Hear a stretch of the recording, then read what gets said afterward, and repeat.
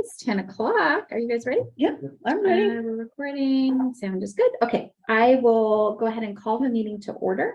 The chair notes there is a quorum present, and we'll do the flag salute. The flag is right over Jed's shoulder there.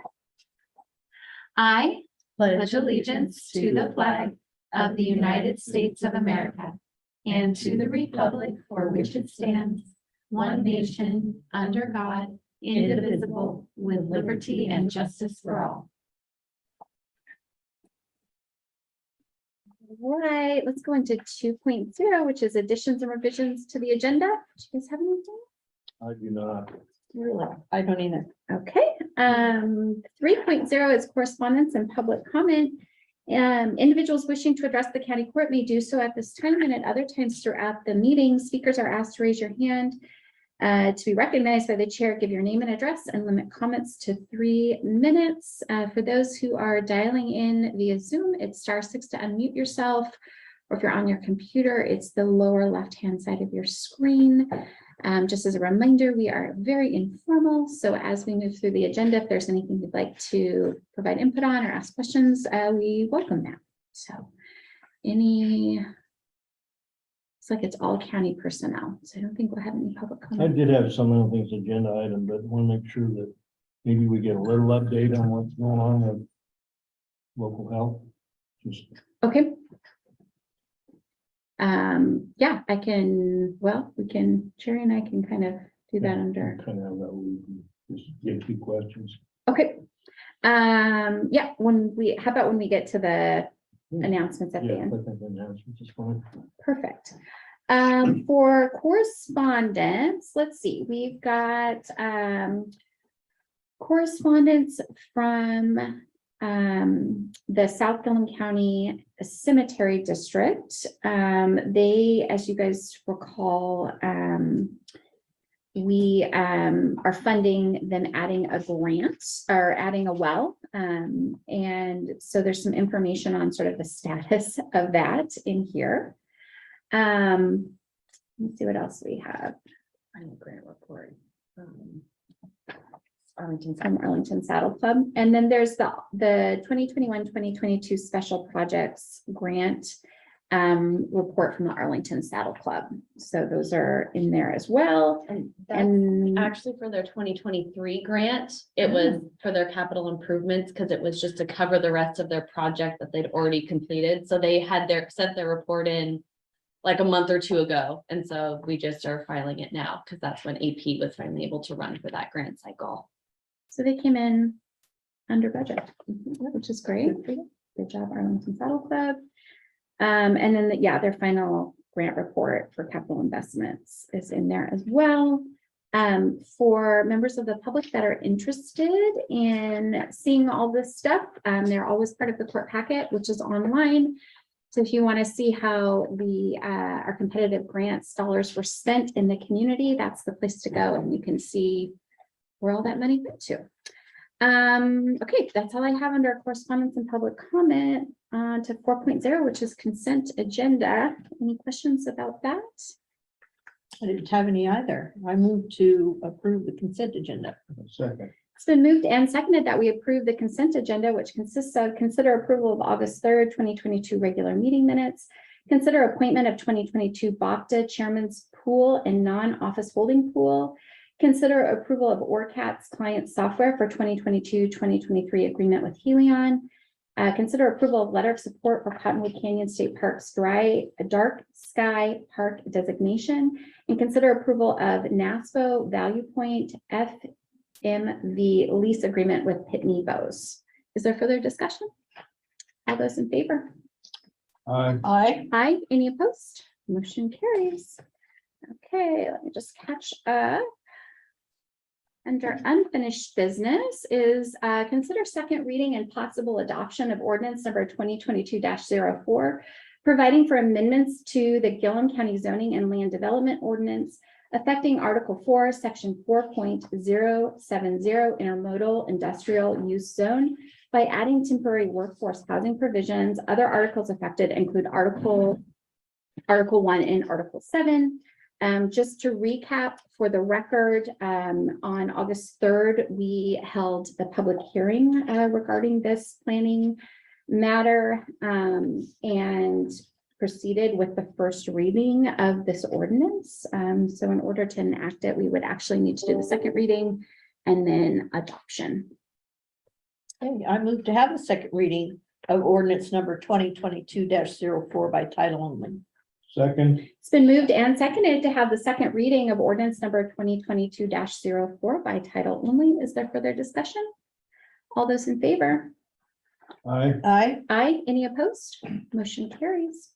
Okay, in the County Court of the State of Oregon, in and for the County of Gilliam, ordinance number 2022-04, in the matter of an ordinance providing for amendments to the Gilliam County Zoning and Land Development Ordinance affecting Article 4, Section 4.070, Intermodal Industrial Use Zone by adding temporary workforce housing provisions.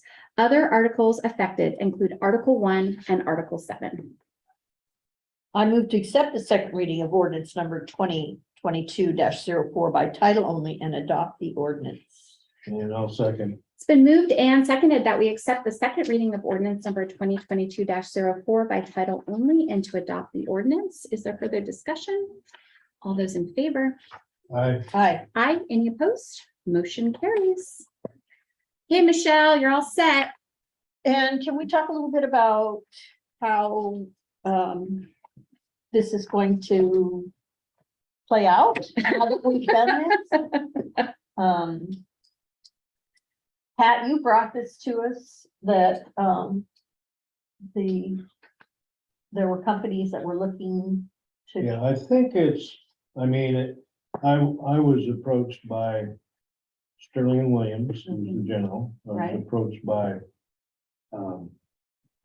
OG or whatever it is, the electrician union that's involved in that, and then I was also by the company, and then I was also contacted by the union and have let them know that it was available. They have struggled regardless of getting with people employees, to and come. my perception of what's going on, it's not only that, but a bigger problem that they've got going on is most people think they need to be paying more per diem.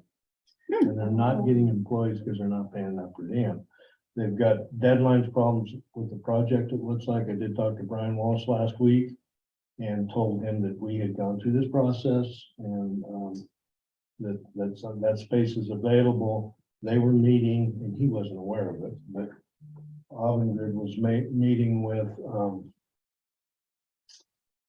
their general, Mhm. and there was discussion about dumping their general and picking up a new one. Right, yeah. So he said he didn't think that would happen, that they're kind of into this where they're at and then move on, but I'm sure that everybody's kind of, there's no way they're meeting the original deadlines that they had on the contract with the general, so there's some, problems that are coming from not just housing, but labor force and the whole thing, so I don't know if we'll see some action behind that kind of a meeting and trying to get more employees in here or not. I do know that, I was up at the city park up at the airport the other day, and they got like 30 trailers up there.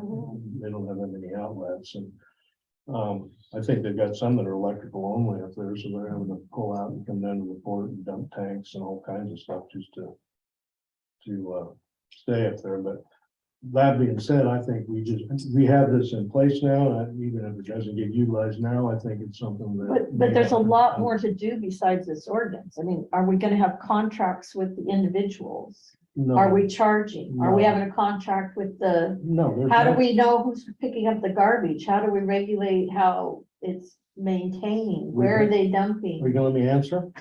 I have a whole bunch of questions. Well, it's not active because it's all subbed under the lease you already have. It's on the, everything is under their responsibility and their sublease. It's not an agreement with the county. It's an agreement that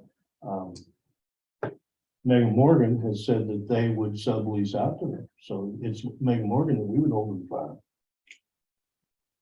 Okay, I still think there's some due diligence on our part to make sure we're getting what we Well, I don't think it's want any, out of it. I don't think it's any different than Avangrid going out there and putting 14,000 truckloads of stuff in plastic, gets scattered all over the country. And we have to tell them, you need to clean it up, you know? Okay, Would you like, as a next step, since Omega Morgan does have it under lease and would have to subcontract it in order to allow the camping, would you like our legal counsel to look at that Omega Morgan lease and Yes. add provisions if there is, like, that our expectation is that sewer is going to be Yeah, handled we're probably- appropriately and yeah, but there's. you know, it's going to be Water left running as from is that. and all the, okay, so I think that may be a good next step. And then in terms of long-term, once it comes out of the Megan Morgan lease, we probably need to adopt a policy for how we deal with these. Down the road. it's yeah. gonna be- I mean, we've got, this could end up something we did through the county at some point, if it's not leased to anybody else. Yeah. Yeah, so, but I think probably the low hanging fruit is to just have our legal counsel go back and look at that Omega Morgan lease. And see if there's some things that we need to add to strengthen expectations of dry camping, if that's the purpose of the sublease. I just worry that people will come in there and just make a camp. And nobody will be able to get them out of there, whether they're working, I mean, just like the bicycle young man who stopped and thought he could come in here and use this as a cooling center. We're gonna have people go by and say, oh, I can camp here and not ask anybody's permission and I camp think that and. could be a concern once you got one or two in there and somebody saw it. Yeah, that's my And like, concern. I How went, do we I went over regulate to it? Bend to a doctor's appointment last week and come back between Bend and Redmond, if you look out in the trees. Oh, really? They My camped everywhere? God, they're camped everywhere and there was trash everywhere. Yeah, see, that's my concern, that I mean, if we don't have any control over what's happening there, then we could be in big trouble with squatters coming in and just camping I there could and see saying, that hey, I'm happening. here and you can't get rid of me. I could see that happening in today's environment. Yes. So what we'll do is we will follow up with legal counsel. Lainey, I'll make a note, and we'll just have Lori go ahead and look at that lease, probably connect with, the planning council as well to make sure that any provisions that are part of the ordinance that we just passed are are referenced Right. in some way Okay. in that. And just make sure that, Omega Morgan is aware of expectations. Sounds Maybe part of that is that if they are intending to sublease, that they need to notify us a certain amount of time ahead of time, and we need to see a plan for how they're going to deal with sewer and all kinds of stuff. Sounds good. Okay, we'll put that on, pending, and we'll bring that back once we hear from legal counsel. Let's move on to 5.2, which is consider second reading and possible adoption of ordinance number 2022-05, an ordinance declaring a ban on psilocybin-related businesses in the unincorporated area of Gilliam County, including psilocybin product manufacturers and service center operators. I want to loop this in actually with 6.1 as well, because they pair together, which is consider adoption of resolution number R 2022-15, a resolution approving referral to the electors of Gilliam County, the question of prohibiting psilocybin-related businesses in the unincorporated area of the county, including psilocybin product manufacturers and service center operators. So these are next steps for the ballot referral that we have discussed during the previous two meetings. During the last meeting, we did the first reading of this ordinance. So just as a matter of just laying out sort of what the process is, I would need a second reading and adoption of the ordinance. That's the underlying law. The resolution itself is what authorizes us to put it on the ballot. And that includes the ballot title, the explanatory statement, and the stuff that Ellen actually needs to first. It will have to be published and allow for time for the public to comment on the title. And then assuming there are no objections, and it goes through a process that Ellen, we have forms and stuff we need to submit to Ellen that our legal counsel is working on for us. so that it can be on the ballot in November. So I would need a second reading and adoption of the ordinance, and then adoption of the resolution today, because Ellen actually needs to have it all, I think, by Friday. Yeah. So Yeah. we're on a tight timeline on this one. Coming up. I move to have the second reading of ordinance number 2022-05 by title only. Second. It's been moved and seconded that we have a second reading of ordinance number 2022-05 by title only. Is there further discussion? All those in favor? Aye. Aye. Any opposed? Motion carries. In the County Court of the State of Oregon, in and for the County of Gilliam, ordinance number 2022-05, in the matter of declaring a ban on psilocybin-related businesses in the unincorporated area of Gilliam County, including psilocybin product manufacturers and service center operators. I move to accept the second reading of ordinance number 2022-05 by title only and to adopt the ordinance. Second. It's been moved and seconded that we accept the second reading of ordinance number 2022-05 by title only and to adopt the ordinance. Is there further discussion? All those in favor? Aye. Aye. Aye. Any opposed? Motion carries. And then I would just need a motion to adopt the resolution. I move to adopt resolution number R 2022-15 as presented. Second. It's been moved and seconded that we adopt a resolution number R 2022-15 as presented. Is there further discussion? All those in favor? Aye. Aye. Aye. Any opposed? Motion carries. Okay, let me just catch up here.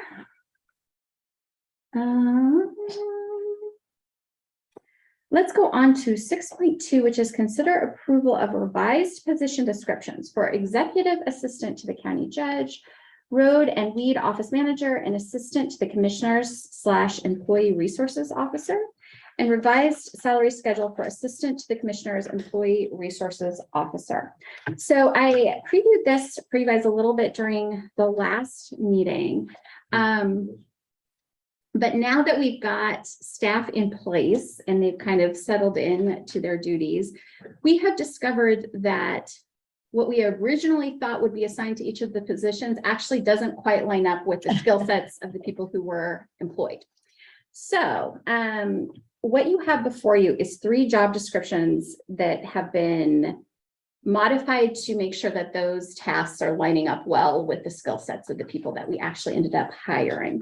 So specifically in the executive assistant to the county judge position, Delaney would become the liaison for our IT functions. Currently, that's assigned to the assistant to the commissioner's position. And then she would also serve as backup officially in her job description to the assistant to the commissioner. So when Miranda's out, Delaney will step in if the commissioners need anything. That is already happening. It's just not captured in the job description. So I went ahead and captured that. The road and weed office manager would become the safety officer and oversee the county safety initiatives. Currently, that's assigned to the executive assistant to the county judge. So in order for Delaney to take on IT, we're moving safety over to Jolie, which makes some sense because frankly, our most, aside from our sheriff's office, our most dangerous positions are definitely with the road department. And historically, that's been where it's housed. We just did some transitions early on after Sherry and I came on board, actually, where it moved out of that office. And so Jolie is more than willing to take that back. And the other thing that was added, I ran this by Jolie just to ask if there's anything else she's been assigned that wasn't captured in the job description. And she had noted that I think she's going to start taking on the weed spray reports, which wasn't originally in there. And then the inventory of like the vehicles and maintenance, those kinds of pieces. So those were the 2 things. And she's also going to be involved in chemical inventory. I think But if I mean, that's kind of a general function that we just need to get in place. and I think we if I remember, what I said is maintains accurate inventory lists and tracks maintenance of vehicles, equipment, and other departmental assets. There you go. I tried Yay. to capture it all.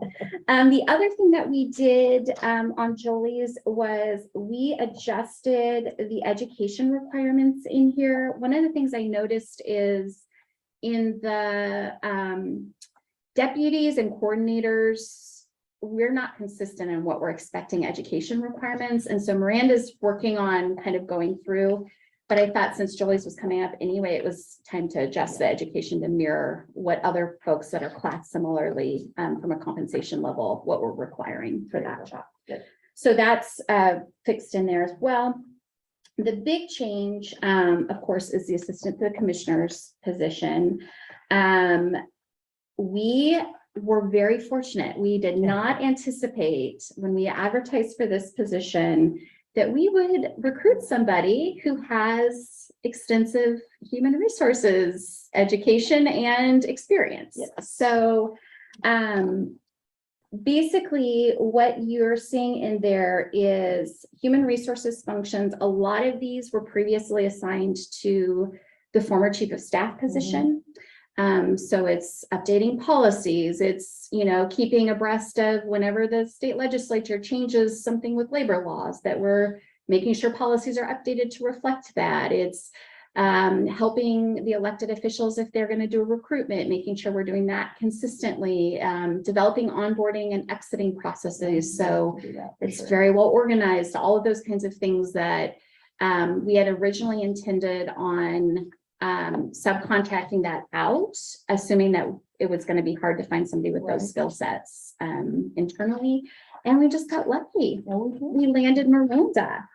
The other things that I went ahead and added was that, as you guys know, Miranda's been pulling back together the cultural coalition and sort of helping them get moving on that. And so I added that to her position description as well, since she's been doing that already. So that was assigned but not currently captured. The other thing that is new is the county. This is separate from the work experience program. The county has both the library, the county court office, occasionally the road department has interns that we're hiring outside of the work experience program. We have never really had a home for that. It's just kind of been an informal thing. So I would like, if there's no objections, to assign that to Miranda, since it's mostly a hiring and recruitment and training function, and kind of working with the departments who are hosting those interns, so that that's consistent. And things like people aren't consistently taking them from the right line items when they're paying them, and there's just some things that we could clean up. And so I would like to go ahead and land that with Miranda as well. And then finally, serving as the backup to Delaney if Delaney's out. So both of theirs kind of mirror each other in that respect. And then the last piece, so those are the job description changes. The last piece that I am recommending is revising the salary schedule for the assistant to the commissioners / employee resources officer to reflect both that there's a substantial amount of work that we would be adding, but also the level of skill. That this is not, you don't just have anybody walk in off the street and start doing HR. No. There's a specialized skill set. Miranda has a degree and experience doing it. And so what you have in your packet are some comparables. Basically what I am recommending is that she be moved up to, this is the equivalent of sort of our director level. It's also the level that Delaney's at, the executive assistant level. You can see in here that I went ahead and pulled, it's hard to find comparables in other counties because a lot of the other HR people would be supervising people. And so I'm trying to kind of thread the needle between like not being a supervisor, but still having some pretty heavy responsibility in terms of how the county runs. So you can see the average base salary in Oregon for an HR generalist, which was kind of the closest I could find, was $61,000. This is proposed to come in at 60. The bend is sort of the closest where there's like a grouping that you can kind of get some comparables. For a generalist one, it's between 52,000 and 65,000 with the average base of 58. For a generalist two, which is slightly, it's just more experience really is what it looks like the difference is. The base is 62,000 to 77,000 with the average base of 69. So I felt like 60 to 72 was actually trying to bridge between the two. The other piece, just as a point of comparison, since we did talk about subcontracting it out, I wanted to give comparables so you could see what the difference would be between hiring an outside firm. Right. So if we were to adopt this step schedule with benefits, assuming that benefits are roughly 75% on top of the actual base pay, then fully loaded, Miranda's hourly rate is between $50 and $61 with PERS, healthcare, all of that added on top.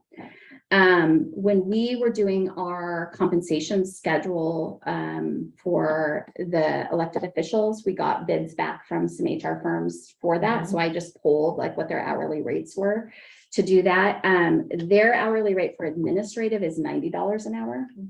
So about $30 more than the top end of our scale, fully loaded.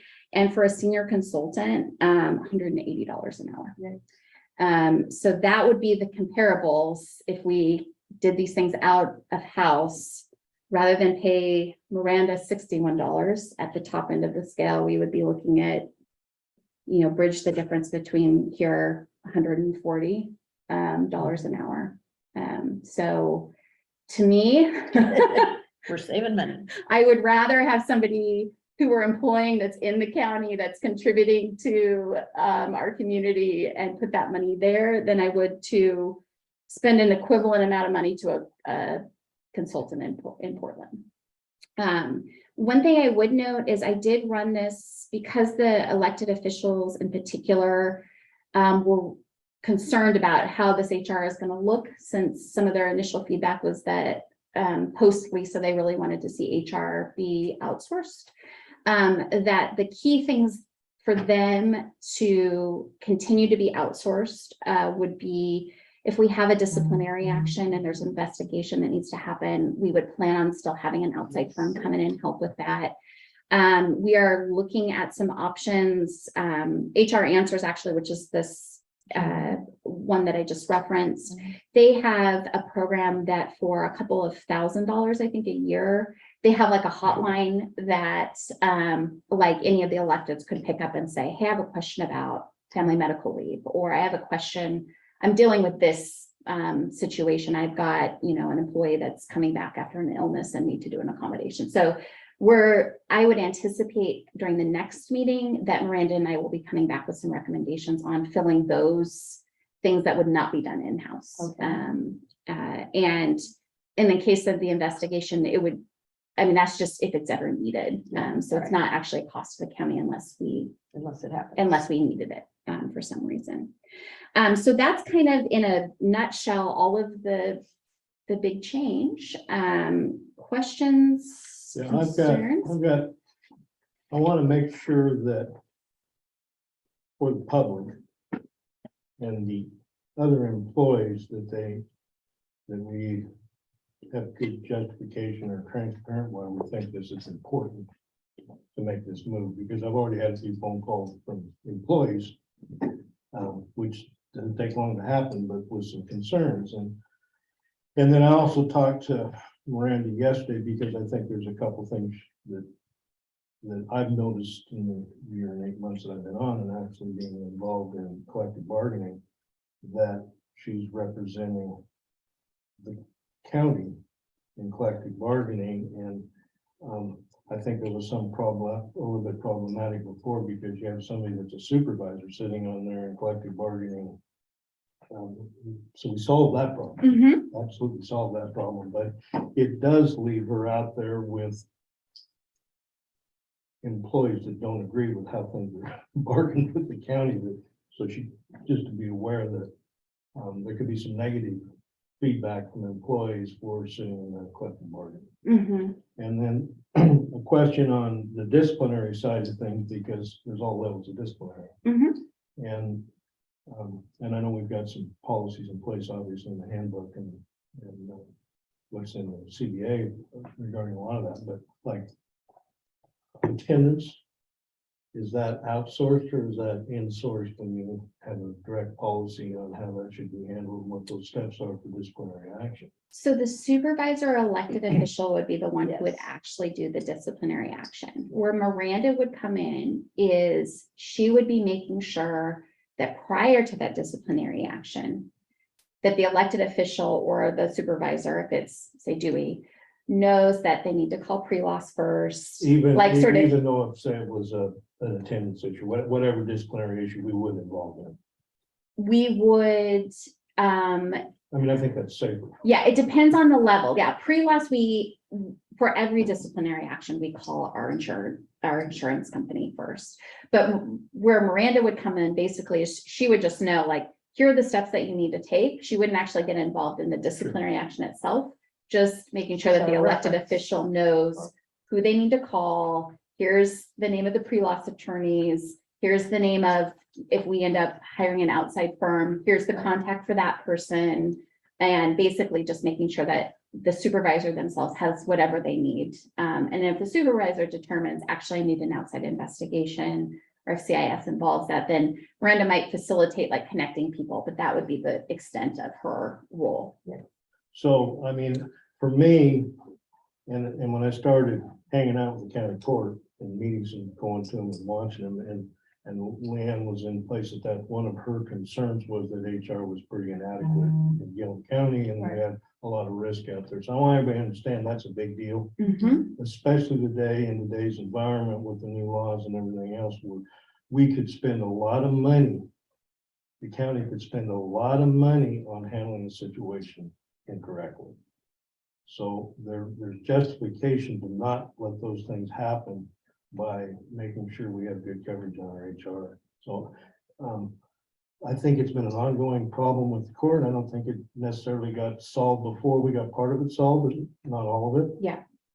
And so this is a step to really get our arms around it and have good control over what we're doing. I do have some questions on the job descriptions for consistency reasons. Yeah, go ahead. And one of them is with Delaney's job description, you have in there,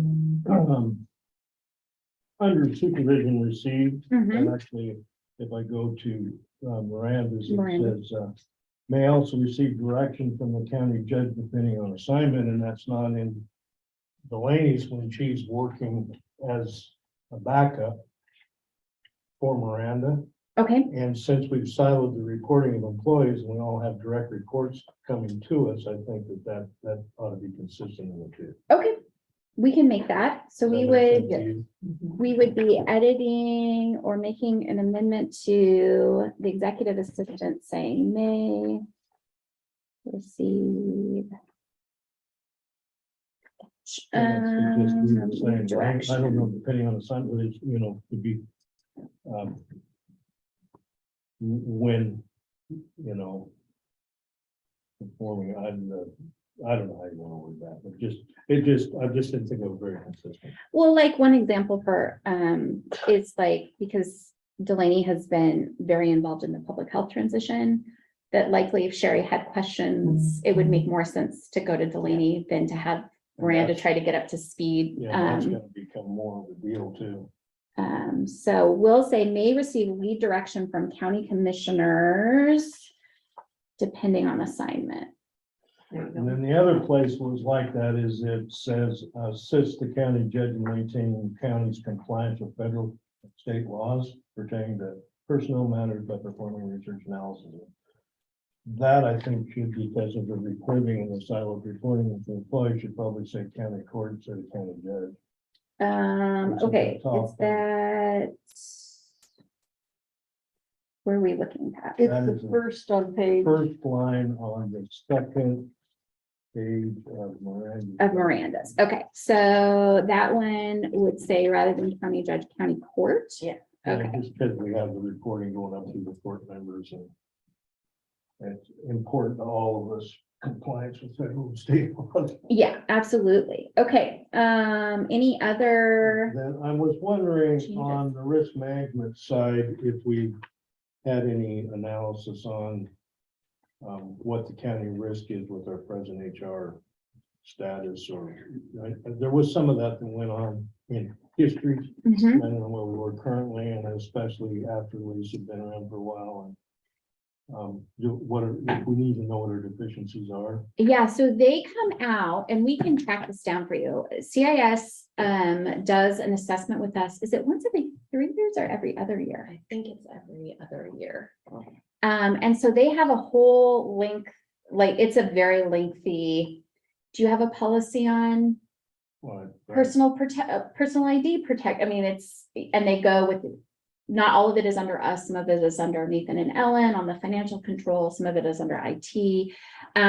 When Sherry and I first came into office, they did one about maybe 6 weeks after we had been in office, that I think we scored I want to say a D on. Ooh, ouch.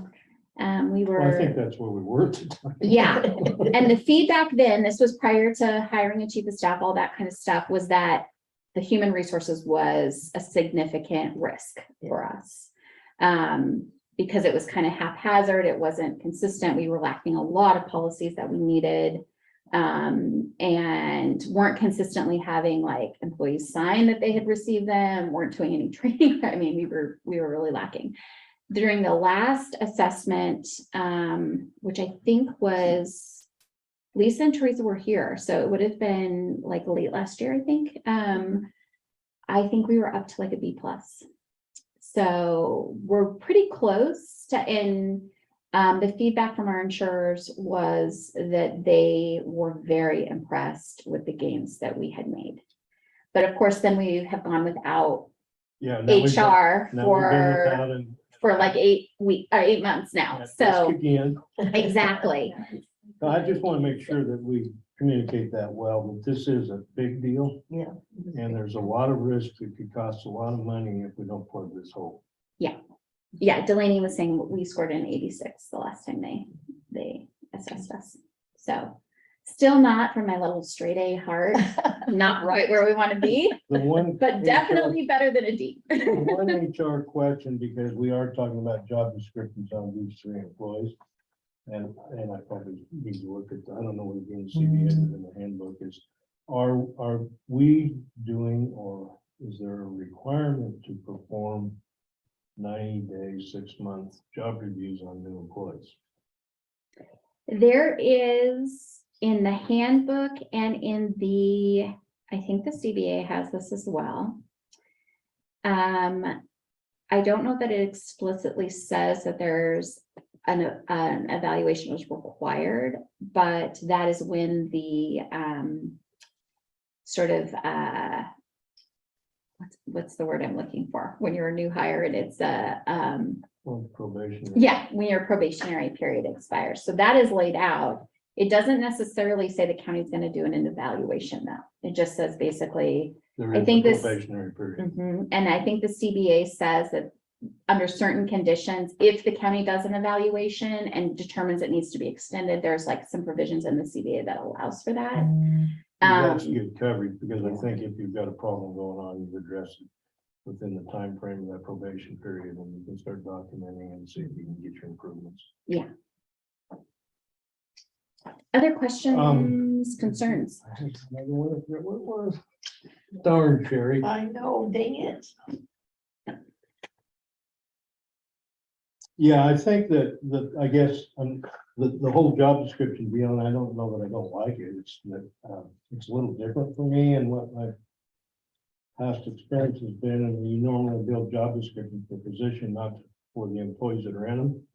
And we're building job descriptions that match the employee's talents, and that's, maybe it could be a little problematic going forward. But I mean, it's not that we don't have the ability to make that adjustment again, but just, for the sake of saying it, it's not normal practice to build job descriptions to fit employees. But we need to utilize the the talents and skills skills we that have. we have And it been so would, fortunate would to be- acquire. yeah, and it would be nice if setting these up like this, we could fill them with people with equivalent skills. Well, I'm anticipating they're gonna be here for 20 years. Yes, So that's our that's somebody goal. else's problem. That's our goal. Not to put you two on the spot, but.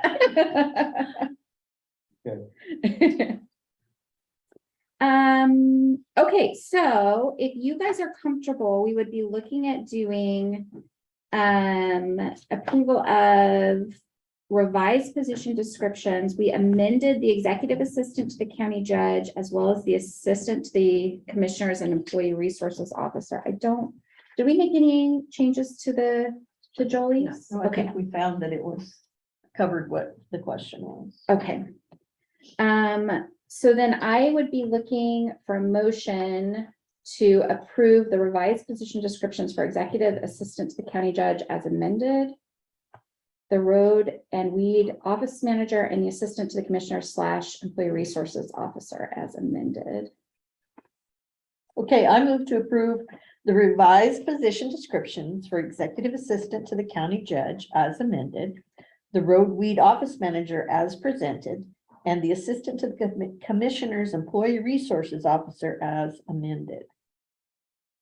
Second, It's been moved and seconded that we approve the revised position descriptions for executive assistant to the county judge as amended, road and weed office manager as presented, and assistant to the commissioners / employee resources officer as amended. Is there further discussion? All those in favor? Aye. Aye. Any opposed? Motion carries. And then I would be looking to approve the revised salary schedule for the assistant to the commissioner's employee resources officer. In here, I have a suggested date of August 1st to backdate it, just to make it simpler for Ellen to know when the start is. If you would prefer to do that September 1, that's okay too. Although Miranda and I are already going to be digging in on HR like And as have soon as we, yeah. that.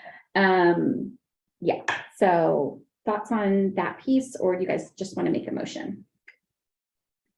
He's good. I move to approve the revised salary schedule for the assistant to the commissioner's employee resources officer position as presented, effective August 1st, 2022, and to authorize staff to update the salary schedule for non-represented employees. second, It's been moved and seconded that we approve the revised salary schedule for the assistant to the commissioners / employee resources officer as presented, effective August 1st, 2022, and to authorize staff to update the salary schedule for non-represented employees. Is there further discussion? All those in favor? Aye. Aye. Any opposed? Motion carries. Okay, we will get those all rolling. Great. Let's move on to 7.0, which is announcements and next meeting. So for those who are interested, we are scheduled at 1 o'clock this afternoon to do a joint meeting with the Port of Arlington Board of Directors. That will be upstairs in the Gronquist building. To talk about projects and economic development initiatives and all kinds of interesting stuff. So if you're interested, that will also be over Zoom. If you're wanting to just listen in from your office, we welcome that. And then our next meeting will be on September 7th, back in Condon. So we've got a couple of weeks since it's a 5 Wednesday month. We'll be meeting here in another 3 weeks, I guess. Sherry, what do you got going on? Well, not a whole lot. Door quarter tomorrow. We did not have a meeting in July, so if anybody's interested in that, the information is on the Norcor website under the board. And let's see, what else?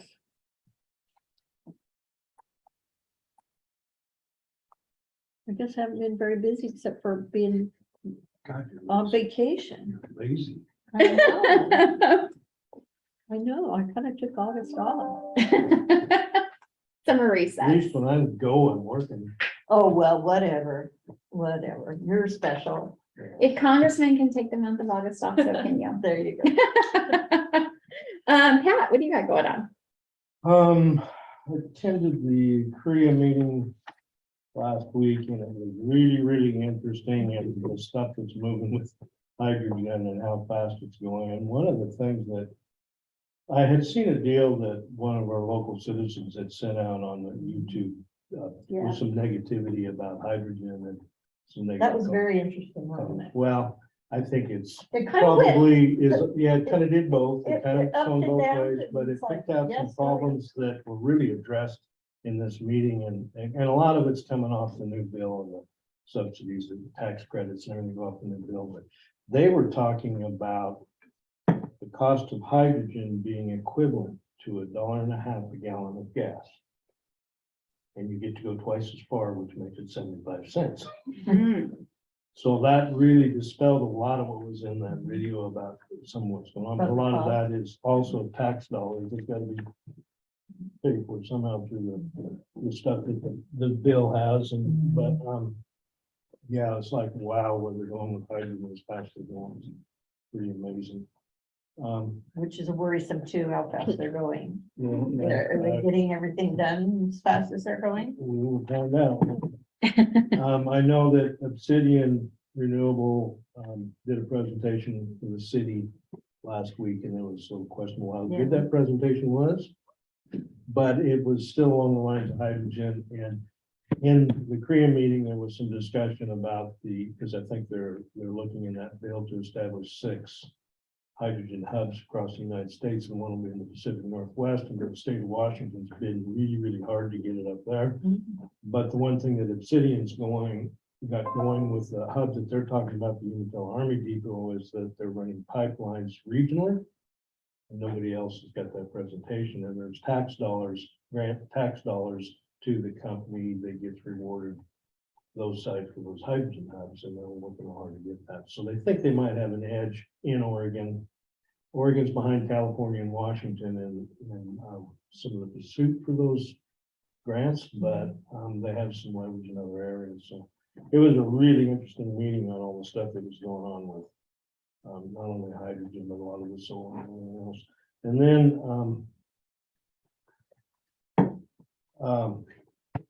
I met twice with the developer up to be China Creek, our local developer. Oh, yeah. And they are pursuing a larger than we're used to housing development on some property here in the Arlington area. And I had to meet with the port and talk to Jed, and I think we'll have that discussion a little more in depth this afternoon, but something we need to work on and see where we can go with that, because it could be some substantial amount of housing if we put together a good program.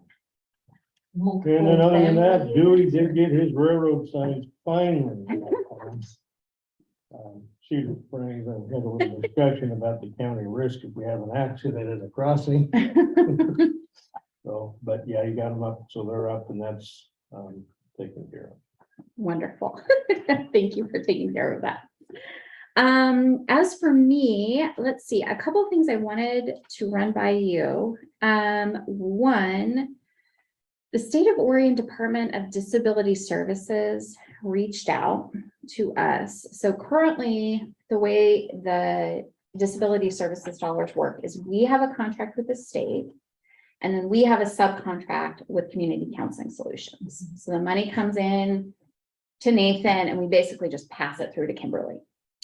Department of Disability Services is asking, would we be open to not having the contract and just having them contract directly with CCS so that we don't have to pass through the money? And then if at any point we want to revisit that, we have the option to. I think usually when they're doing the contracts is every 2 years. So we would be able to then say the Department of Disability Services, so the DDS funds. I don't think there's a lot of them. But right now we pass all of our mental health dollars through to Kimberly. That's how we've to CCS. So basically this would just allow DDS to contract directly with Community Counseling Solutions rather than have us have the contract and then we have to have a subcontract in place with Kimberly in order to pass the money through. This came up because they're doing that in, I think Lake County has a similar, where Lake County was the actual, and they were passing it through to Kimberly. And they decided to streamline that and just cut the county out of that middle. And so if you guys were interested, we would just need to notify, Delaney and I would come up with a letter that we'd probably bring back on the next consent agenda, just to notify them that we would like to sever our contract and would ask them to contract directly with CCS for those services. That just makes sense, doesn't it? I mean, it's silly for us to handle money we Is there don't need a to. control or anything that we have concerns over? No. No, because Kimberly, I mean, the way we've structured it with CCS is she is authorized really to deal with, once we sign our subcontract every year, every other year, we basically in that subcontract give her full authority to be able to deal with the state to meet whatever needs they're placing on the money. Because it's so complex as with, I mean, a lot of these state funding sources of what the money can be used for and what the best practice is. So it's beyond what we would even, I wouldn't even know where to begin in making sure that she's compliant. Yeah, right. Yeah. It's one of those, it's a community partner that we trust in unless the state tells us there's a problem, so. Thoughts? Sound okay? Yeah, Sounds yeah. okay to me. Okay, well, we'll bring back a letter officially doing that, but I just wanted, and I will give the state a heads up that a letter is forthcoming so they can look at preparing a new contract with CCS to just deal with them directly. The other thing that came up this week is way back, probably 4 or 5 months ago, when Herb did his presentation, Herb Winters at the SWCD, we talked just briefly about the idea of, we as background, we have an IGA with SWCD to implement our total maximum daily load program, which is a requirement from DEQ. State of Oregon requires that the county have a plan in place to reduce the temperature in the John Day River. It's a state requirement.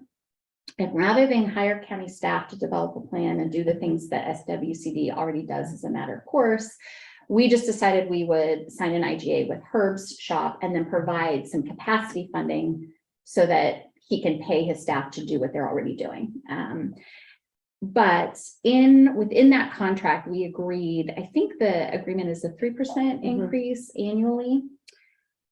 There was some question about, given what's been happening with cost of living, if the court would be open to doing a one-time sort of larger increase for the current year. And if so, what amount we would be looking at, and do you want me to bring back an amendment to that IGA for a one-time increase? Well, I'd like to think about that a little.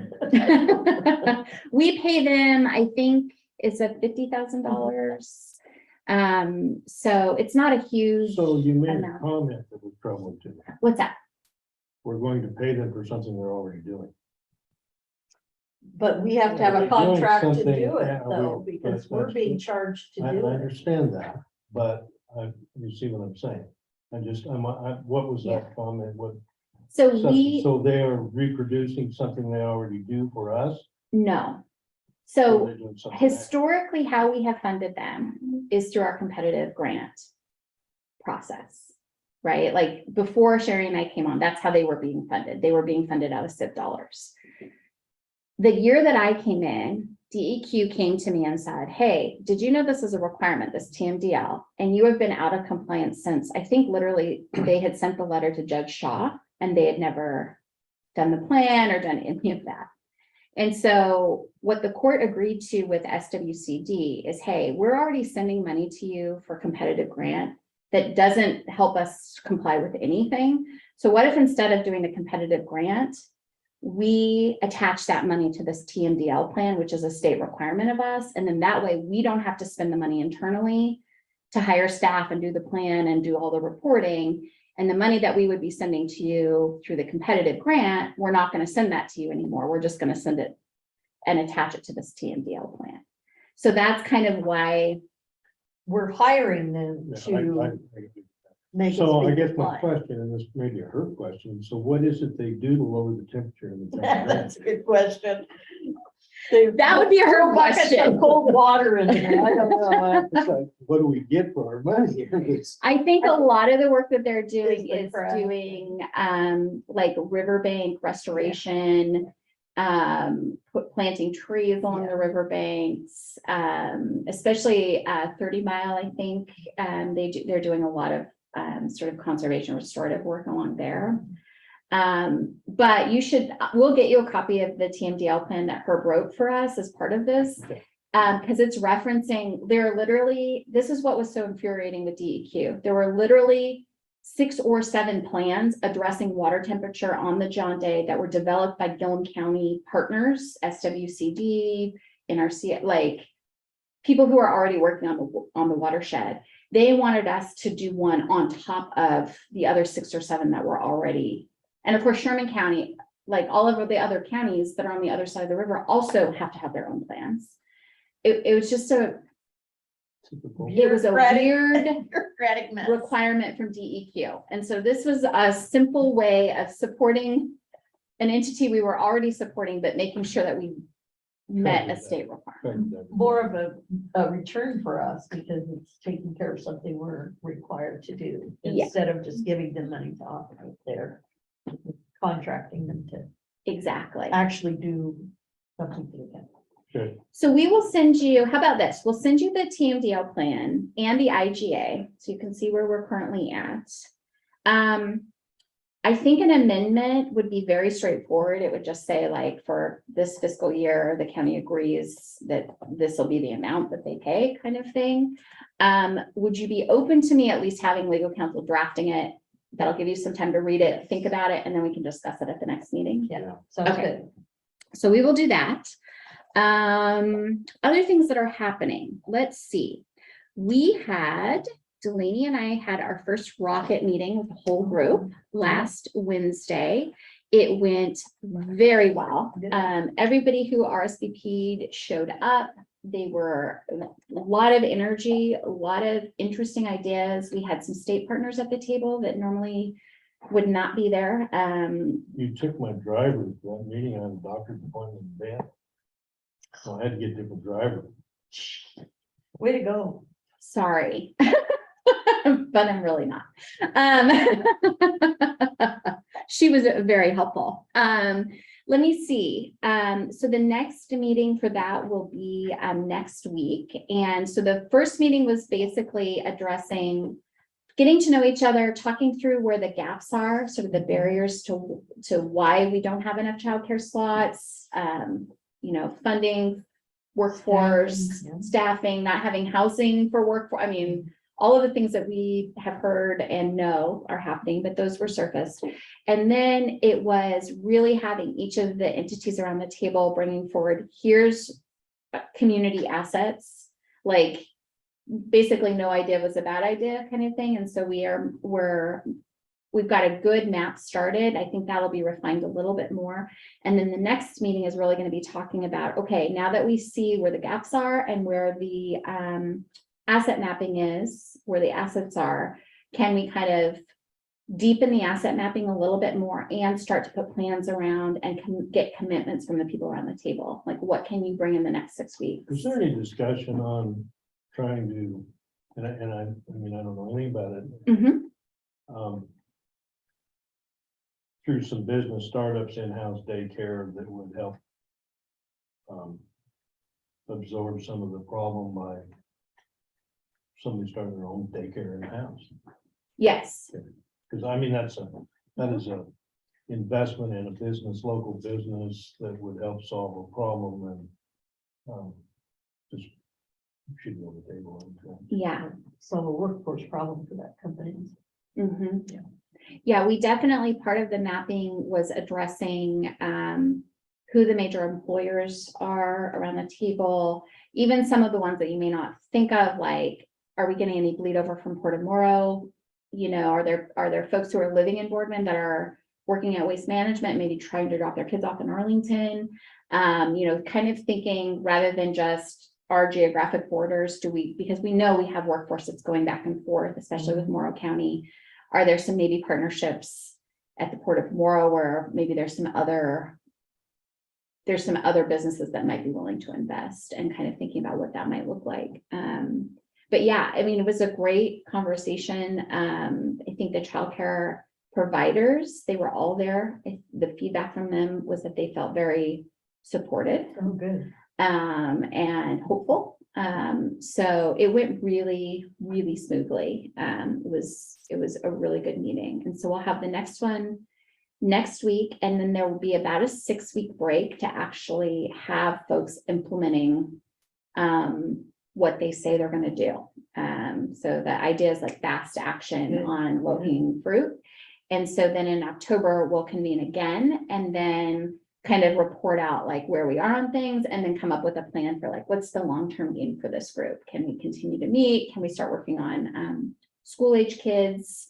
Like some of those things. So I would expect after the next meeting, so our first meeting in September, I will likely be coming out with like, here were the takeaways, and here are the things where I think maybe the county could plug in, and kind of getting your feedback on like which things you think are a good fit for us and which things you want to think about, and things like that. So there'll probably be some more action, like meat on the bones, during our next meeting, where I can kind of walk you through some of the things we're talking about. Cool. And other than that, let me just check my calendar and see what else we've been doing here. Local health. Oh, yeah. So from what I understand, during the transition process, OHA had hired a contractor who used to be the Crook County Public Health Administrator. She has retired, but my understanding is that the South Gilliam Health Center has contracted with her to help them get all of their policies in place, make sure all of their procedures are in compliance with the OHA. So because I've kind of stepped back from that, Delaney has reached out and said, okay, here are the things we need that OHA has told. And so she is working with Holly and Daleen and Muriel, I think is her name, to make sure that all of those things are in compliance. In terms of staffing, from my understanding is that they've got the registered nurse, the dietitian, all the things they needed for WIC, which were the kind of the more heavy lift. Daleen is manning, you call the front desk and ask for a public health related thing. I think they'll give you to Daleen. Yesterday I got some grant information that might be applicable to them. So I sent it over to Daleen just as a heads up, because there's some money for child wellness and immunizations and things like that they might be able to take advantage of. So that's been the feedback so far. I think they're still getting things going, honestly. Yeah. But I imagine, with kids going back to school right now, the wellness checks, making sure kids have their immunizations to start school on time, all those kinds of things I think are happening. And my understanding is that they have been in touch with the Arlington Clinic here, and have been down and talked to them about partnering on immunizations and making sure that that is going as well. Yeah, so I've never met Carrie. Have you down here? I haven't yet, no. I'm gonna do that. She seems to be a bright spot in the mess. That's Yeah, good. I think That's there's a good. lot of energy, from what I understand from her. And yeah, so that's as much as I know right now. That was sort of where when I handed things off, that's where things were. But public health is one of those, for most people, it's the unseen health that's happening. It's like the Right. preventative Well, stuff that's there happening in the is school. And Just a horrible misunderstanding of what it is in Gilliam County. From our residents, and they just don't understand that it's not running our Gilliam County clinics. no, Or it's Yeah. not running our Gilliam County ambulance services, No. and they don't understand the difference between the two and what they provide. And I'm not sure how I'm happy to talk to anybody and explain it to them, but I just keep hearing this stuff that is just unbelievable on how they tie it all together and think it's all one thing, and it isn't. So I would say to the public, if you have questions on how this works, I'd be happy to, Yeah, to absolutely. explain what we've done and what we were doing with North Central and why we decided to do it the way we're doing it. 'Cause Mhm. there's a lot of misinformation out there that is just flowing. Yeah. Yeah, and it is, I think it's hard for people to wrap their heads around how they're different. I mean, it took me a while to figure out like where public health started and ended and where our clinic started and ended, because there's some overlap, Yeah, right? and we kind of muddied that water by contracting with South Gilliam to do functions that Yeah, that fall under this, but it doesn't have anything to do with how that clinic functions and what, it's, no, and I mean, I hear comments like, well, looks like South Young County is just doing everything they can to keep themselves shored up, and it's just not part of What? It's like they're looking for money, place they can get it to survive, and Oh. it's just not part of the, Crazy. it's, just crazy stuff, but yeah. Yeah. I mean, and I'd be happy to sit on the board for North Central, and so anybody's got any questions and why this is important, why we've done what we've done, I'd be happy to sit down and talk about it. so there you have it, public. If you have questions, I think Pat's cell phone is on the website. Give him a call. Other than that, just doing childcare meetings mostly. And that's Cultural it. trust Do you want to do update. cultural trust? Yeah. Yeah, so they had their second meeting last week. And they decided to bump it up to $1,500 for the grant cycle this. We're meeting again on September 8th, so I'm thinking they're gonna probably get a date set for putting that out. So, Great. yeah, I would say by the 8th of September, we should know exactly when we're gonna put it out. But yeah, $1,500 this go round for sure. And So- did you remind me, did the state, is it December 31st that it has to be spent, or is it the end No, of the they fiscal year? extended They it extended till, that, yeah, September of 23. next year. Great, okay, perfect. Yep, so they have a lot of good stuff coming up Oh, to good. try and use those funds so that they said that we won't lose them, but. You don't They're want great. to. Are there Use it, different and we have it, so we reaching might as out? well use it, so. Reaching out now to the Culture Coalition and saying that there's gonna be grants and we know there's Yeah, grants. so Stephen Allen's gonna put something in the paper. So I know he's working on that, and then when they meet again and have a more solid date for starting the grant cycle, then. We'll know more, Good. but, Mhm. yeah.